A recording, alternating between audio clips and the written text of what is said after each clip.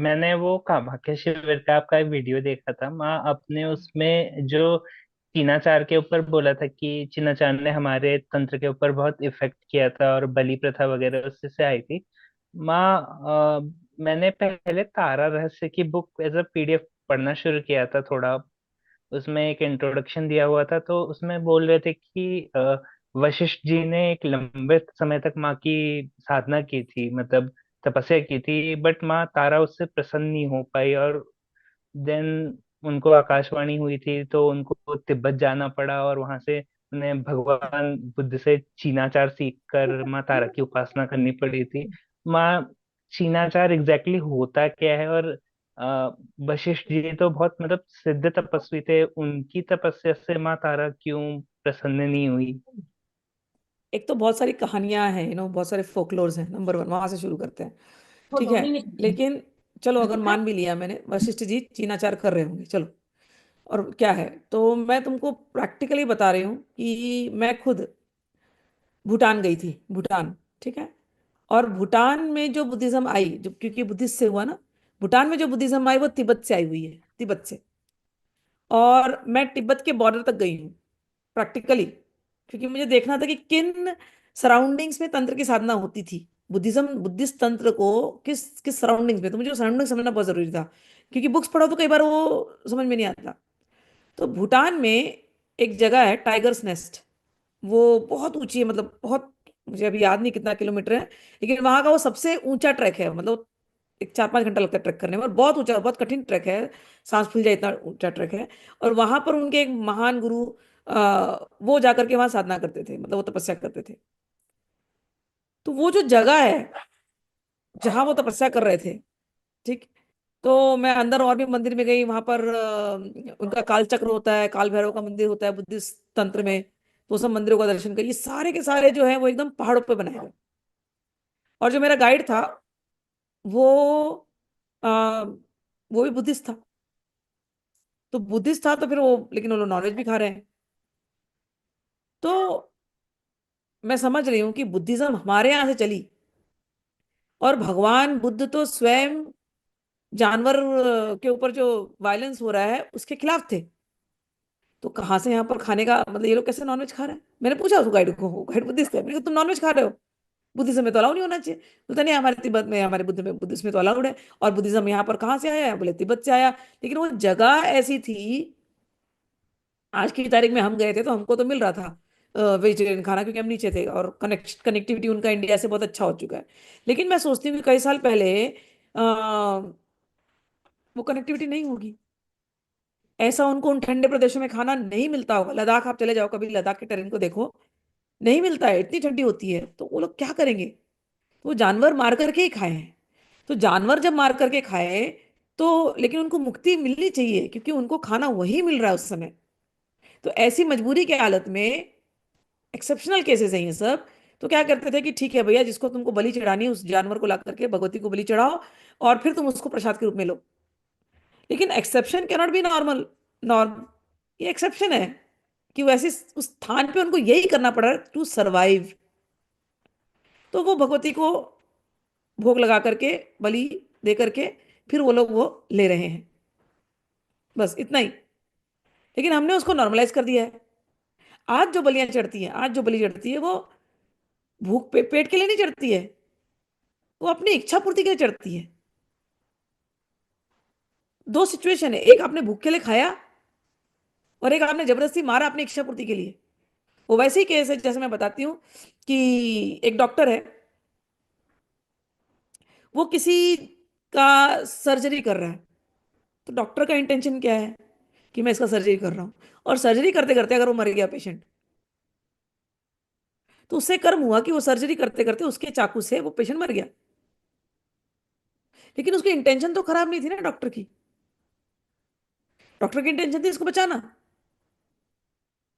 और वहीं कहीं एक डाकू हो, आप जा रहे हो रास्ते पर, कोई जा रहा है रास्ते पर, उसने चाकू दिखाया। अभी अभी अभी न्यूज आया था, कल या परसों, सैफ अली खान का, कि चाकू से भुक भुक के उसको हर्ट कर दिया गया। तो ऐसा होता है ना कि आप जा रहे हो, किसी ने चाकू आपको भोंक दिया, तो वो इंटेंशन क्या थी? चाकू क्यों भोंका गया था? चोरी के लिए भोंका गया था। तो प्रकृति इज न्यूट्रल। प्रकृति देखती है इंटेंशन क्या है। डॉक्टर का जो कर्म हुआ, उसने भी, उसके चाकू से कोई मरा, डाकू के चाकू से भी कोई मरा, लेकिन दोनों का इंटेंशन अलग था, तो दोनों का जो फल जो मिलेगा वो अलग मिलने वाला है। तो तांत्रिक लोग ऐसे देखते हैं कि प्रकृति, मूल प्रकृति ही सब कुछ है। देवी हमारी प्रकृति है, हम और कुछ जानते नहीं, मुझे और कुछ मालूम नहीं, प्रकृति देवी है। और प्रकृति एकदम न्यूट्रल है। एक तरफ तो प्रकृति शेर के रूप में है। मैंने एक सीन देख रही थी नेशनल ज्योग्राफी में, कि एक शेरनी है, वो शेरनी ऐसे भाग रही है, और ना वो एक हिरन के पीछे भाग रही है, हिरन बेचारा जान बचाते भाग रहा है, हिरन, ये शेरनी भी उसके पीछे भागी और लपक के उसने पकड़ा गले से उस हिरन को। मैं जब ये सीन देख रही थी, मैंने कहा हे भगवान क्या है ये। वो बेचारा हिरन तड़प रहा है, लेकिन उससे फाड़ दिया उसको शेरनी ने। फिर उस बॉडी को खींचते हुए शेरनी लेके आई, और उसके बच्चे हैं भूखे। वो शेरनी वो बच्चों को वो खिला रही है, हिरन, और बच्चे खा रहे हैं, और वो शेरनी इतने प्यार से अपने बच्चों को चाट रही है। मैंने कहा ये प्रकृति कितनी न्यूट्रल। एक तरफ तो ऐसे भयंकर काली की जैसे लगता है ना कि काल आ गया है, काल, महाकाली अटैक मार रही है, लेकिन एक जगह इतनी प्यार से, इतनी वत्सला। तो प्रकृति न्यूट्रल है। साइंस, तांत्रिक साइंटिस्ट होता है, साइंस एक ही चीज कहता है कि जो आप जो करोगे वो भरोगे, ठीक है ना। तो प्रकृति, मन के कर्म, कर्म जो है जो करोगे वो भरोगा का कर्म किससे होते हैं? वाणी से, मन से और क्रिया से। सो डॉक्टर ने जब एक कर्म किया है, उसके मन का कर्म अलग है। डाकू ने जब एक कर्म किया है, उसके मन का कर्म अलग है। तो दोनों को जब मिलेगा उसका फल, प्रकृति एकदम न्यूट्रली देगी, वैसे के वैसे ही फल मिलने वाला है। समझ में आया? तो तुम्हारा जो ये जो प्रश्न है कि चीनाचार, चीनाचार आया, तिब्बतीस लोग, तिब्बतन लोग, तिब्बत चाइना बॉर्डर है, ओके, तो वहां के लोग हमारे यहाँ आए, उन्होंने बुद्धिज्म सीखी, लेकिन बुद्धिज्म के साथ साथ उनके खान पान की एक आदत थी।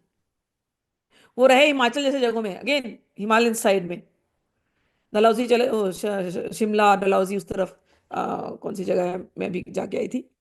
तो उस जगह पे जहां पर ये दलाई लामा का प्लेस है, हिमाचल में, तो वहां पर ये लोग आए, तो पहाड़ी एरिया है, पहाड़ी क्षेत्र है, सेम वही वही टोपोग्राफी है जो चाइना की है, तिब्बत की है।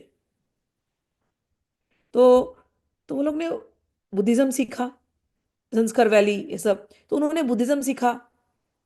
उन्होंने वही टोपोग्राफी में उनको खाना नहीं मिला, वो खेती नहीं कर पाए, तो उन्होंने जानवर काट के खाए। उन्होंने तंत्र सीखा, काल भैरव, भैरव भैरव चक्र सब है उधर। दलाई लामा के आश्रम में चले जाओ, काल भैरव का मंदिर का मूर्ति है। तो उन्होंने वही चीज फॉलो करी, लेकिन उन्होंने अपनी अपनी हैबिट्स को नहीं छोड़ी, क्योंकि उनका वही खान पान था। अब हम लोग, जो बाकी लोग जो देख रहे हैं, उससे इंस्पायर हो रहे हैं, अरे वाह, वही वही तंत्र है, वही चीनाचार है, वही है। नहीं नहीं नहीं, that was applicable to them. वो उसका स्वभाव से वो कर रहा था। तुम अपना स्वभाव मतलब बदलो, तुम्हारा स्वभाव अगर अलग है तो तुम अपने स्वभाव से रहोगे। शेर का स्वभाव है अटैक करके खाना, तो शेर स्वभाव में वैसे ही खाएगा। गाय का स्वभाव अटैक करके खाना नहीं है, गाय कभी अटैक नहीं करेगी, भूखे मर जाएगी। गाय का वो स्वभाव है। तो ऐसे ही हर व्यक्ति का एक स्वभाव है। जो चाइना में पैदा हुआ, उसका उसका स्वभाव उस जगह के हिसाब से बना है। तो वो खा रहा है, लेकिन उसको भी मुक्ति देना है, तो उसको हम तांत्रिक मंत्र देंगे, भैया तू तेरे खाना पीना को देख ले कैसे होता है, तेरे जगह में कैसे होता है, लेकिन तू ये मंत्र करते जा। इस मंत्र का ऐसा प्रभाव पड़ेगा, हो सकता है तो इसी जन्म में मुक्त हो जाए, हो सकता है तो अगले जन्म में मुक्त हो जाए। लेकिन अगर नॉर्मल आदमी का अगर वैसा स्वभाव नहीं है, तो उसको वैसा नहीं करना चाहिए। तो चीनाचार जो आया, वो उन्होंने अपना स्वभाव लेकर के वो आए, और हमारे तंत्र में वो सम्मिलित हुए। और उसके बाद और एक लेवल आगे चला गया चीनाचार, जापान से आया। डाकिनी का जो कॉन्सेप्ट है, जापानीज कॉन्सेप्ट है हमारे यहाँ। तो उसमें उन्होंने गुप्त सोसाइटी शुरू करी, उन लोगों ने, ये सब बंगाल साइड, ये सब एरिया में। और उन गुप्त सोसाइटीज में जो गीशा का कल्चर उनके जापान में ना, वही कल्चर उन्होंने यहाँ लाया, और उसको तांत्रिक नाम दे दिया। तो इसी कारण से क्या हुआ कि एक टाइम आया कि तंत्र बदनाम होने लगा, कि तंत्र को, लोगों को लगा कि तंत्र यानी कोई काम वासना से जुड़ा हुआ है, संभोग से जुड़ा हुआ है। मंदिर ऐसे से बन रहे हैं, तांत्रिक मंदिर, 64 योगिनिया का मंदिर जाकर के देखो, तुम कोणार्क के टेम्पल देखो, सारे वो अ, तो लोगों को लगा कि बस ये ऐसा हो गया है तंत्र अब, इसीलिए लोग तंत्र से भागने लगे। तो चीनाचार आना, फिर ये जापान का ये पूरा चीनाचार, यानी ये all this areas, okay, all this areas, बहुत आना जाना था उस जगह पे। तो वो लोग अपना एक कल्चर लेकर के आए, उन्होंने तंत्र अपनाया, बुद्धिज्म अपनाया, लेकिन अपने कल्चर को भी उसमें मिला दिया और पूरी मिलावट कर दी। और हम लोग अपने कल्चर को नहीं स्ट्रांगली डिफेंड कर पाए या पकड़ पाए। आज भी हम अपने कल्चर को नहीं पकड़ते हैं, हम छोड़ देते हैं, वेस्टर्न कल्चर से इंस्पायर हो जाएंगे हम। तो वैसा है, तो हमने अपने कल्चर को नहीं समझा, हमने अपने तंत्र को नहीं समझा। क्योंकि तंत्र की किताबें खोलो, रियल तंत्र, भैया इतने ऊंचे लेवल का ज्ञान है, और हम कहाँ अटके हैं, अभी भी उसी पर अटके हैं, पशु लेवल पे हम अटके हुए हैं। तंत्र इज वेरी डिफरेंट देन जो दिखाया गया है। तो चीनाचार का इन्फ्लुएंस इस प्रकार से हुआ है। तो वशिष्ठ की स्टोरी भी मुझे लगता है बस गढ़ी गई है। और अगर गए भी होंगे, उनको अगर कुछ नहीं मिला होगा खाने के लिए, बलि देकर के खाए भी होंगे, क्योंकि उस समय पे उनको सर्वाइवल अगर इंपॉर्टेंट था, किया भी होगा। हम उस समय पे नहीं थे, तो हाउ डू वी गैस, लेकिन हमको उनसे इंस्पायर नहीं होना है, क्योंकि हमारा समय अलग है, हम अलग जगह पे रह रहे हैं। तो मैं हमेशा अपने शिष्य को सिखाती हूँ, हंस बनो, जो अच्छी चीजें बोलो, और जो चीज तुमको नहीं हजम हो रही है उसको साइड करो, वो तुम्हारे लिए नहीं बनी।